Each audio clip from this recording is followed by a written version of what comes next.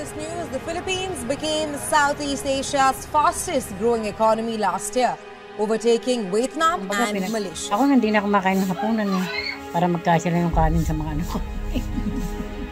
Hindi, totoo yun, hindi ako kumakain hapunan. Para lang magsapat-sapat. Ayan, titinda ng ulam, ganyan lang. The Philippines still has the strongest gross domestic product growth among major Asian countries. This is according to the Department of Finance following the reported 2023 full-year GDP growth rate of 5.6%. Ang pinaka natutunan ko sa documentary na to siguro is yung talagang hirap ng mga tao. Malalaman mo talaga kung paano sila naapektuhan ng inflation, yung mga experiences nila. Kasi hindi naman araw-araw na masishare ng mga tao sa iyo yung mga naranasan nila. And syempre, magkakaroon ka din ng open mind kasi sinasabi nila yung kwento sa iyo na hindi ka, parang mabibigla ka na lang na, ganun pala.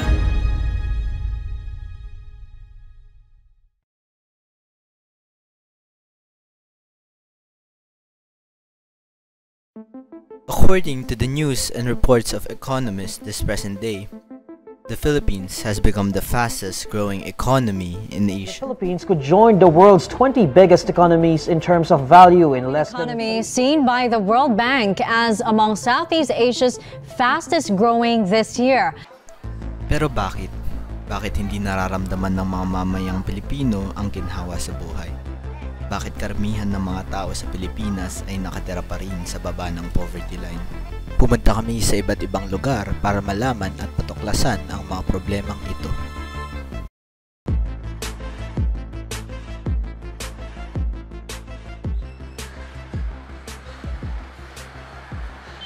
So una po muna, ano po muna ang pangalan niyo po? Elsa po. Elena Cervito.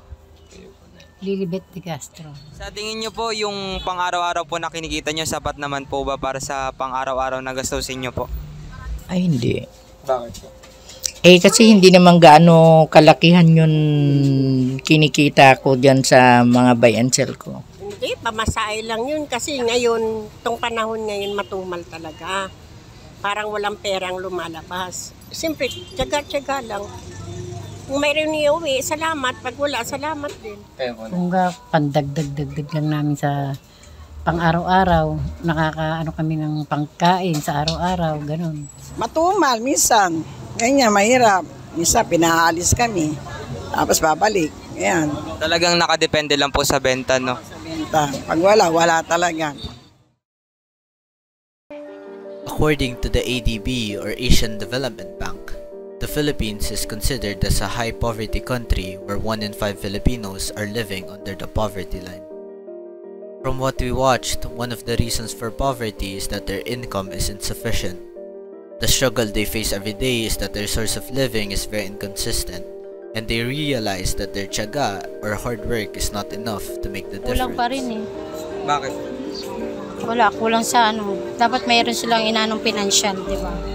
Para makatulong din miski pa paano. Ako sana bigyan nila kami ng, maski na medyo maedad na kami, bigyan kami ng pagkakitaan. Siguro sa mga nakaupo. Trabaho, tsaka ibaba ang mga bilihin. So, tapos, hindi naman sapat yung 570 ba ngayon, te? Kailangan itaas din yung ang nangyayari, tinataas yung... Tinataas yung mga pero ang sweldo hindi naman tumataas. Lahat, mga kamatis, sibuyas, lahat tumaas. Walang dito. The Filipinos often find themselves relying on the government for support to make their ends meet, but unfortunately, that support comes very sporadically. Another reason for poverty may be the high income disparity in the country. According to the World Bank, the top 1% earners in the Philippines earn 1/5 of the country's national income. To put that into perspective, the country's national income is 1 trillion. 200 billion of that are earned by the top 1%.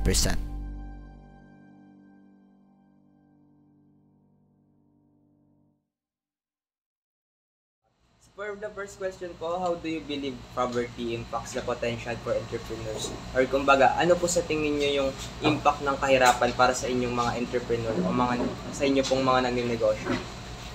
Sa aming mga nagnenegosyo, ang impact ng kahirapan ay siyempre yung mga pagtaas ng mga bilihin.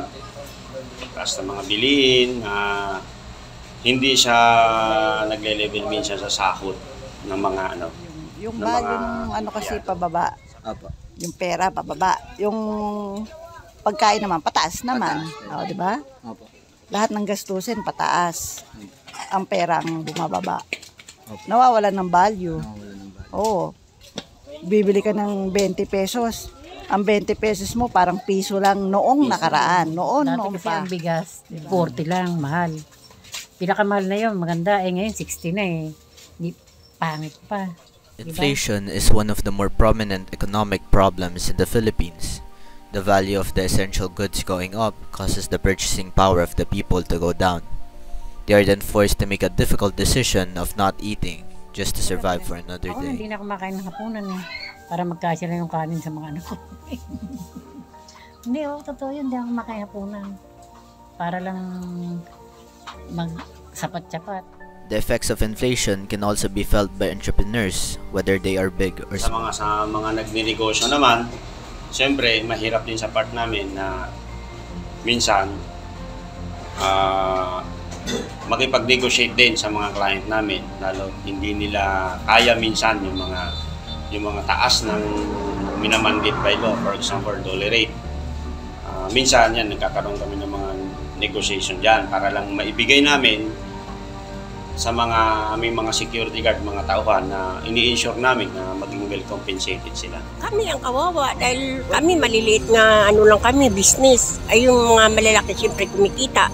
Malalaki, may lumalabas silang pera, may pumapasok. Kami, nag-aantay lang kami ng buyer.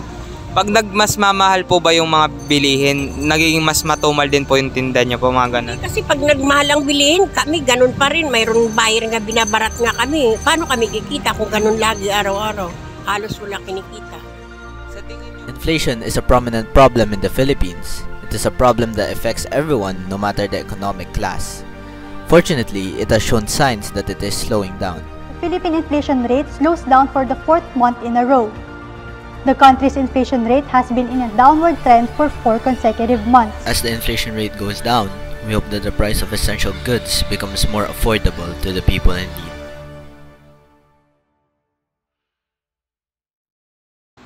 Para sa huling katanungan, ano ang pinaka-natutunan mo sa documentary ito? Kung ano nga ba talaga yung mga sanhi ng kahirapan na dapat natin hindi lang dapat tugunan ng mga tao mismo, kundi pati na rin ng talagang gobyerno. Hirap ng mga tao. Malalaman mo talaga kung paano sila naapektuhan ng inflation, yung mga experiences nila. Kasi hindi naman araw-araw na masishare ng mga tao sa'yo yung mga naranasan nila. And syempre, magkakaroon ka din ng open mind kasi sinasabi nila yung kwento sa'yo na hindi ka, parang mabibigla ka na lang na, ganun pala. Ang tao is magpursige na kumilos at gamitin ng tama ang resources na binibigay ng gobyerno. Dito sa Pilipinas, mahalaga talaga para sa atin yung pera. Hindi siya para makabili ka ng kung ano-anong luho, kung ano yung mga gusto mo. Mahalaga siya para matutunan yung pagkain mo sa araw-araw. Kahit hindi na yung maggarang kotse, hindi na natutunan ko dito. Maging wise ka sa mga binibili mo kasi karamihan na ngayon yung mga bilihin natin is sobrang tataas na kaya dapat buo na natin pansin na bilhin. Wise tayo sa pera. Gawin natin yung kaya natin bilang Pilipino at bilang parte ng dokumentaryong ito.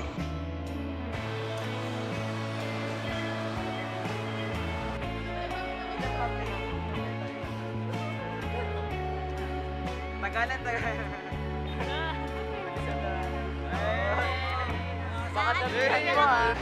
Nakarecord. Pangalan mo?